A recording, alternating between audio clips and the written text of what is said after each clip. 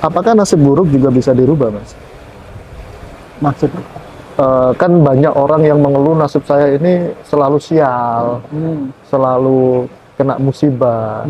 Nah, apakah nasib tersebut bisa dirubah atau Dibiarkan, dibiarkan saja? dibiarkan.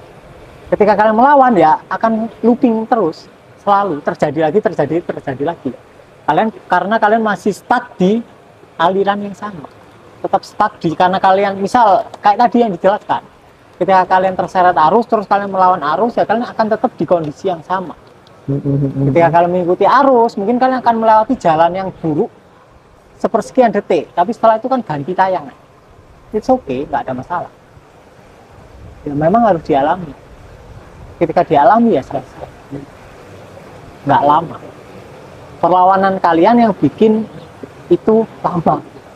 Karena kalian ngelawan, akhirnya lama. Sama kayak buku novel, kalian nggak mau baca satu halaman, akhirnya bolak-balik di situ. Kalian nggak bisa buka halaman selanjutnya, nggak bisa.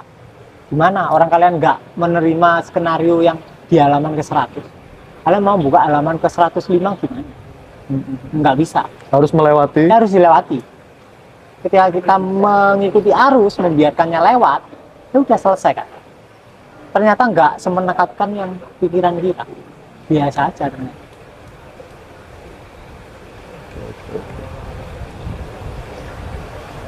Lalu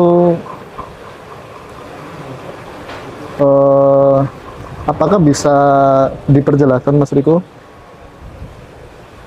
Apa namanya? Oke, kurang keras ya. Bagaimana sikap kita terhadap semesta yang sehingga semesta tetap memberikan satu keberkahan dan keberhasilan? Dilepas lagi atau gimana? Nah itu dualitas, pertanyaannya dualitas. Berarti dari pertanyaan itu, orang yang bertanya menganggap semesta terpisah dari kita. Menganggap semesta adalah suatu sosok yang memberikan. Padahal kita adalah semesta itu sendiri. Maka nggak ada istilah memberikan dan yang diberi.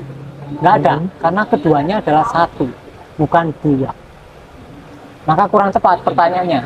Kalau semesta memberikan, ya karena kita sendiri adalah semesta itu sendiri. Oke. Terus bersatu dengan semesta itu apakah hanya sekedar pengetahuan dan memahami atau memang sesuatu rasa atau hanya merasa bersatu? Oke, kita anggaplah semesta itu kesadaran. Dari awal kita udah kesadaran. Hijab atau penghalang yang paling menghalangi kita untuk mengalami kesatuan dengan semesta atau kesadaran karena kita berusaha menyatukan diri. Awalnya kita udah nyatu nih, kita air nih, misal kita air dari awal di situ di kolam.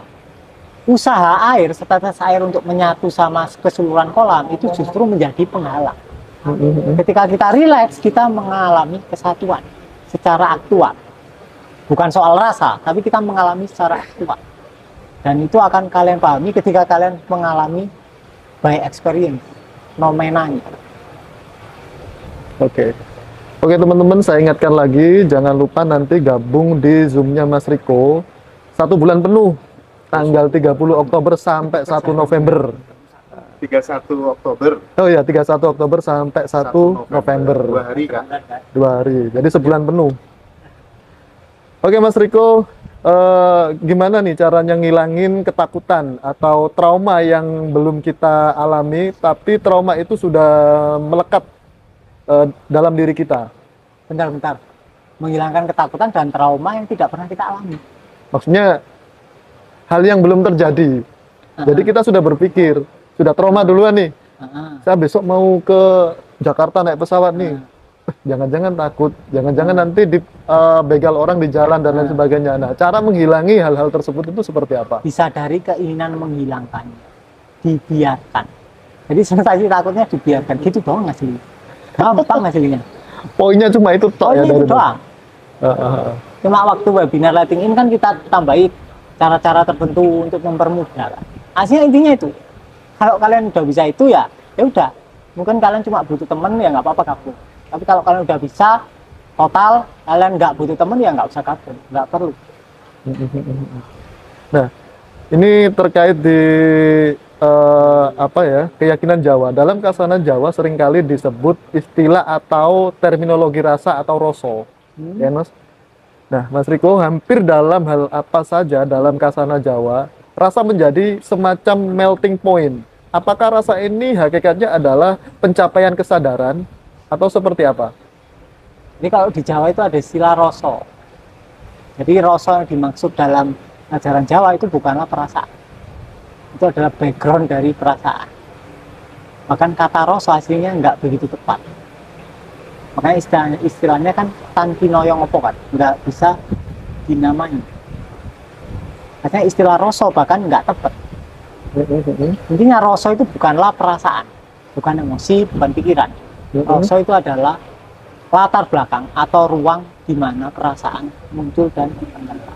Jadi bukan apa namanya, pencapaian kesadaran, bukan ya? Kita udah sadar dari awal. Coba lah Mas Rosi usahakan nggak sadar, bisa nggak? Nggak bisa, nggak ada tombol off-nya. Ya. Kita cuma mengira kita lagi tidak sadar. Bahkan perkiraan kita atau dugaan kita sedang nggak sadar itu terjadi di dalam kesadaran. Oke. Jadi intinya rasa itu tadi apa tuh? Latar belakang atau Latar ruang belakang. dari perasaan. Ruang dari perasaan kita sendiri ya. Oke. Atau bagaimana relasi antara rasa dan kesadaran, Mas? Relasinya itu apa? Rasa dan kesadaran. Rasa dan kesadaran. Rasa yang mana? Rasa yang tadi. Iya. Rasa yang tadi sama. Sama. Tapi kalau korelasi antara kesadaran dan perasaan itu adalah manifestasi dari kesadaran. Jadi kesadaran itu adalah air, lautan, sedangkan perasaan adalah ombaknya. Jadi nggak terpisah. Perasaan adalah ekspresi dari kesadaran. Jadi satu kesatuan itu sendiri Satu. ya. Makanya nggak ada yang perlu ditolak, dibiarkan saja. Oke. Ini ada pertanyaan bagus, Mas Riko. Setelah fase terendah, bagaimana sikap kita terhadap semesta yang sehingga semesta tetap memberikan satu keberkahan dan keberhasilan? Kita sedang ada di fase terendah. Iya. Nah, Setelah fase Oke. terendah. Setelahnya ya udah dibiarin aja. Kalian perlu menyadari pikiran kalian yang menjudge kalian sedang berada di fase terendah. Rendah dan tinggi itu kan cuma penghakiman dari pikiran kan. Nah itu yang perlu kalian sadari. Kalau kalian menjudge kondisi kalian rendah, otomatis kalian akan ingin kondisi yang tinggi. Semakin kalian ingin kondisi yang tinggi, kalian akan semakin terjebak di kondisi yang rendah. Bahayanya itu. Makanya disadari mekanisme pelabelan dari pikirannya. Itu tricky dan sangat berbahaya. Ketika pikiran kita mulai membedakan antara rendah dan tinggi, itu adalah fase yang sangat berbahaya kalau kalian tidak sepenuhnya menyadari jebakan itu. Jadi perlu disadari pikirannya, oh ini fase rendah, nggak ada ya. itu kan cuma suara pikiran, judgement, penghakiman dari pikiran, asumsinya yang pikiran. menghakimi pikiran kita sendiri ya? Pikiran kita sendiri, pikiran kita menghakimi pikiran sebelumnya. Ya kan? Benar. Contoh, misal gini, pikiranku tiba-tiba gini, Joko ke seru rek, gak teko-teko. Terus selanjutnya muncul, wah tapi kan aku kan nggak boleh kayak gitu sama Om Joko. Nah ini kan berarti menghakimi pikiran sebelumnya. Yang dihakimi itu bukan kita, yang dihakimi oleh pikiran adalah pikiran-pikiran sebelumnya. Oke. Jadi kita tidak tersentuh oleh pemikiran aslinya. Kalau kita jeli ya. Siap. Makanya perlunya menyadari gerakan pikiran kita sendiri.